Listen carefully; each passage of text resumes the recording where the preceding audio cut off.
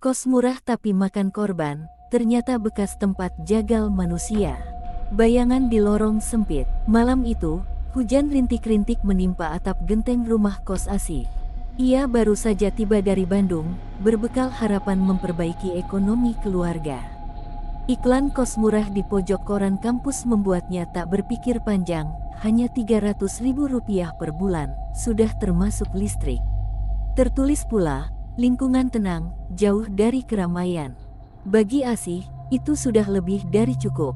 Setibanya di depan bangunan tua berlantai 2, kesan pertama yang muncul adalah sunyi, terlalu sunyi. Lampu jalan redup, derit pintu kayu berwarna pudar, dan rerumputan liar yang tumbuh di pekarangan mengundang bayang-bayang menari.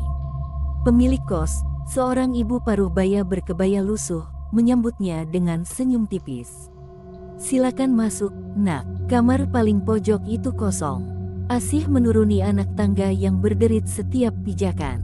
Di dinding lorong, tampak bekas noda merah yang sulit ditebak asalnya sekarang sudah pudar, seperti luka lama yang tak pernah benar-benar sembuh.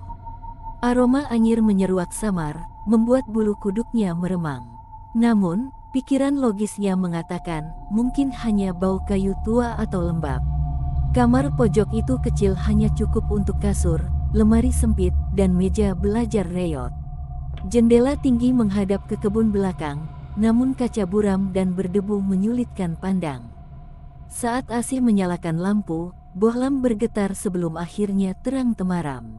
Di sudut kamar, tampak sebilah golok kecil terkubur di bawah tumpukan papan kayu.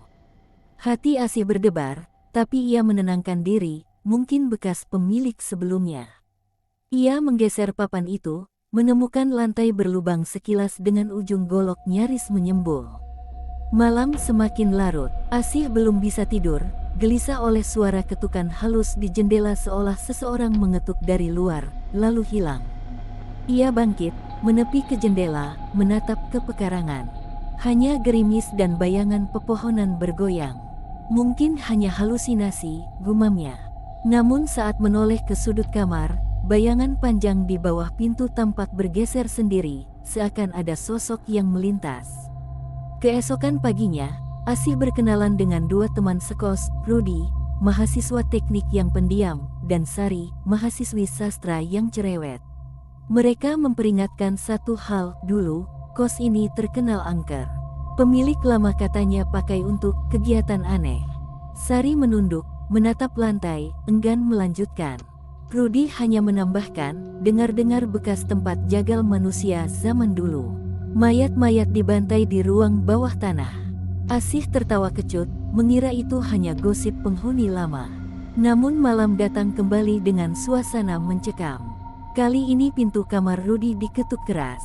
Rudi membuka, tapi lorong kosong. Saat kembali, wajahnya pucat, bibir gemetar. Ada darah di koridor. Noda segar, warnanya merah tua. Asih dan Sari menyusul benar, ada bekas tetesan menetes di ubin dingin. Bau anyir kuat menguar. Mereka menelusuri kibasan lorong, menuju lantai dasar. Di sudut tangga, mereka menemukan bekas garukan di dinding seperti kuku tajam mencakar semen. Noda merah mengisi celah retakan. Jantung Asih berdegup kencang. Sari menangis pelan, "Kita harus lapor pemilik." Ibu paruh baya itu hanya terdiam, lalu berkata dengan suara serak, "Jangan ganggu yang tidur di bawah sana." Malam berikutnya, Asih terbangun oleh suara jeritan pelan. Suara itu berasal dari ruang bawah tangga pintu kayu lapuk yang selama ini tertutup rapat. Dengan senter pinjaman Rudi, Asih merayap turun. Di ambang pintu, ia melihat sesuatu yang membuat darahnya mendidih, dinding berdarah, ukiran simbol aneh, dan lantai tertutup serpihan tulang kecil. Golok-golok tergantung di dinding, membentuk lingkaran mengerikan. Asih tergagap mundur, namun kakinya terpeleset. Senter terlepas, cahaya terhenti. Dalam kegelapan, pekat, suara langkah berat menghampiri.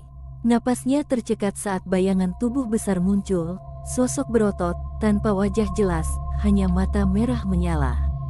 Asih berteriak, suara teredam oleh pelan.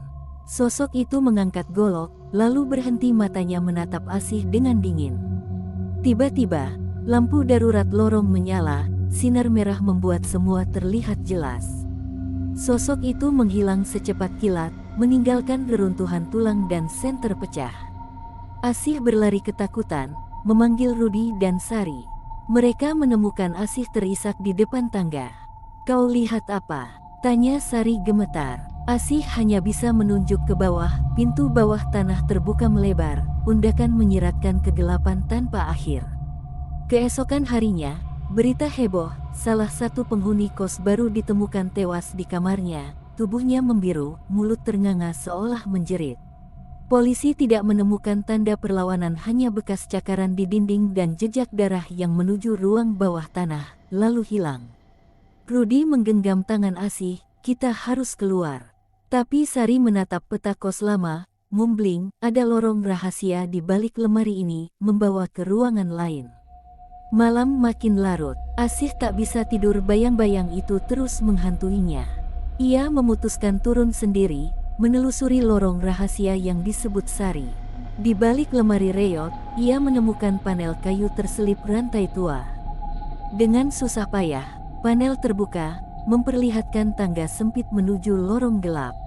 Suara tetesan air dan bisikan samar menusuk telinga.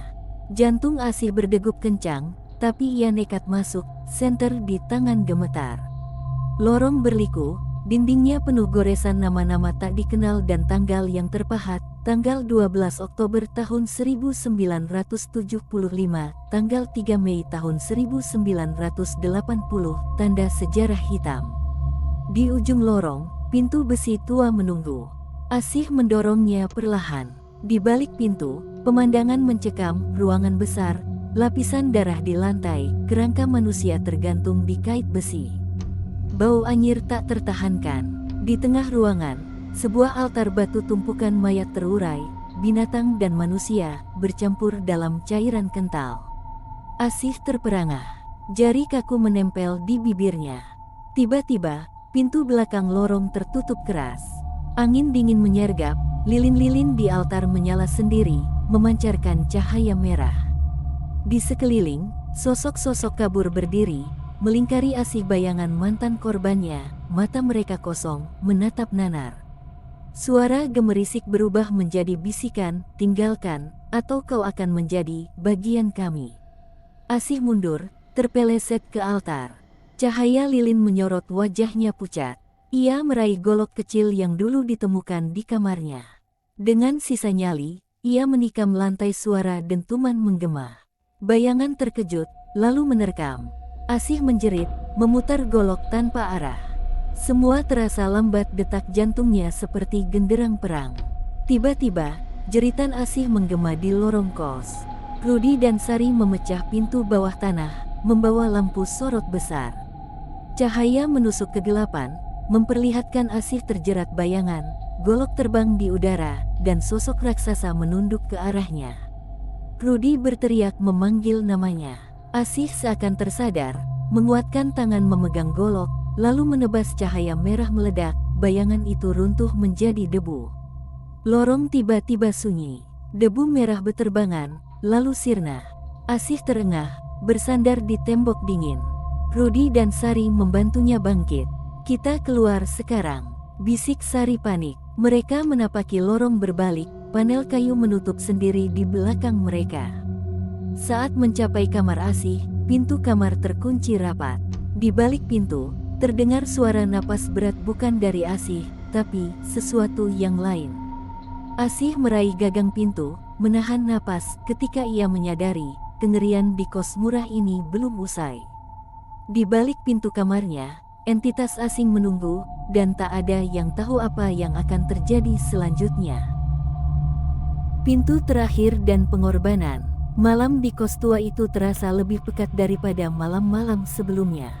Hembusan angin dari celah jendela membawa nyanyian bisik yang menyejukkan atau menakutkan telinga. Asih berdiri terpaku di depan pintu kamarnya, mendengar napas berat di balik kayu lapuk. Detak jantungnya berpacu, ia mengumpulkan keberanian lalu menurunkan gagang pintu.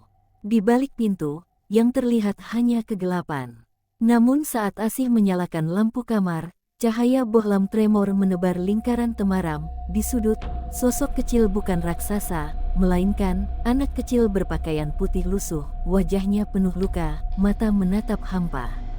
Bayangan itu tersenyum dingin, mengangkat tangan mungilnya, menunjuk ke lorong. Asih terpaku. Rudi dan Sari yang baru tiba di depan pintu ikut masuk, mematung. Anak itu, bisik Sari, suaranya bergetar. Dulu, korban pertama. Rudi segera menutup pintu, mengunci gembok tua. Mereka bertiga saling bertatap, sadar pintu kamar bukan akhir, melainkan awal babak terakhir. Kunci di balik cermin. Di dinding kamar Asih tergantung cermin retak. Asih teringat pesan samar, kunci ada di balik bayangan. Dengan gemetar, ia menghadap cermin, menyalakan senter kecil. Di pantulan, lekuk retakan membentuk pola salib terbalik. Rudi menggerakkan tangan di balik figura cermin, tiba-tiba terdengar suara klik. Panel dinding terangkat, memperlihatkan liang sempit di dalam dinding. Di dalamnya, berserakan potongan kertas kuno bertuliskan mantra perlindungan dan sehelai rantai besi. Di ujung rantai tergantung kunci besi hitam, berkarat, berornamen tengkorak mini. Ini kunci pintu bawah tanah, gumam Rudi. Asih meraih kunci itu, merasakan dingin merambat hingga ke tulang. Turun ke kedalaman terakhir. Mereka bertiga menuruni tangga sempit yang kini terkuak lewat kamar Asih. Lorong rahasia kembali terbuka. Bisikan menjadi tawa sumbang, gema langkah mereka beranak di dinding lembab. Saat sampai di pintu besi tua, Asih memasukkan kunci, bergetar, berderit, lalu terbuka menuju ruangan yang lebih dalam. Disinilah pusat ritual, simbol-simbol hitam di lantai membentuk lingkar pentagram raksasa. Di tengahnya, sebuah peti besi berdiri terkunci. Dari sela-sela peti, darah beku menetes pelan. Sari menjerit kecil, itu kotak mayat pemilik kos dulu si Jagal. Konon, pemilik lama menyimpan jasad korbannya di sini, menghisap energi ketakutan mereka untuk bertahan hidup. Konfrontasi dengan entitas. Tiba-tiba, lampu gantung di tengah ruangan berayun, menyorot peti. Tutup peti terangkat perlahan. Sebuah tangan keriput muncul, lalu sosok mayat hidup baju compang, mata kosong, mulut melengkung sinis. Di belakangnya, bayangan raksasa yang sama dari episode lalu menampakkan diri, kini lebih jelas wujud arwah pemilik kos, terbungkus darah dan dendam. Asih menahan napas. Kita harus menutupnya kembali dan menghancurkan pentagram, seru Rudi. Sari sudah mengeluarkan botol kecil berisi minyak tanah dan kertas mantra. Mereka menyebar di keempat sudut lingkar, menyalakan mantra perlindungan. Arwah mengeluarkan raungan melengking. Pilar api biru menyembur dari lantai, membakar simbol di batu. Pengorbanan terakhir. Saat simbol terakhir terbakar, arwah mengamuk, menyambar Sari. Asih dan Rudi berusaha menolong, tapi energi gelap menahan mereka. Sari menatap Asih, tersenyum getir, lalu berbisik, aku rela jadi umpan, selesaikan ritual. Dengan tatapan tegar, Sari mendorong Rudi keluar lingkar. Rudi menolak, tapi Sari memaksa, cepat, tutup pintunya. Asih dan Rudi terpaksa mundur. Pintu besi tertutup dengan dentuman keras, memisahkan mereka dari Sari. Di dalam, Sari berdiri tegap di tengah lingkar, tubuhnya dikelilingi apinya arwah. Dengan satu tarikan napas, ia melempar kertas mantra ke bara api. Suara teriakan Sari bergabung dengan dentuman ledakan cahaya. Putih, kebangkitan fajar. Lorong bawah tanah berguncang hebat. Lalu sunyi, pintu besi terangkat sendiri, membuka jalan kembali ke kamar Asih. Rudi terbirit keluar, memeluk Asih yang terisak. Di dinding kamar, simbol pentagram pudar, berubah menjadi retakan biasa. Bau anyir sirna, digantikan aroma lembab tanah. Keesokan paginya, lampu jalan menyala normal. Kos tua tampak sepi, ibu pemilik kos tidak terlihat. Polisi datang, menemukan bekas ruangan ritual terkubur, tulang belulang dan perlengkapan Jagal dibersihkan oleh tanah longsor kecil di ceruk belakang.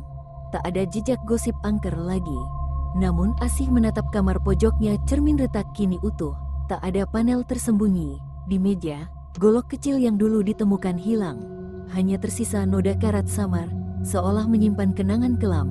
Rudi menggenggam tangan Asih, menatap matahari pagi. Kita selamat, katanya pelan. Asih mengangguk, namun bayang-bayang rasa kehilangan Sari menekan dada. Mereka tahu, pengorbanan Sari menyelamatkan mereka. Sebelum pindah, Asih menulis di dinding lorong, "Di sini kami menutup pintu kegelapan. Berkat darah pengorbanan sahabat, semoga jiwa bebas dalam damai." Mereka meninggalkan kos murah itu, bekas tempat jagal manusia yang sekarang terkubur dalam sejarah. Meski pintu kegelapan tertutup, kenangan Sari dan malam-malam berdarah itu akan selamanya terpatri di sanubari.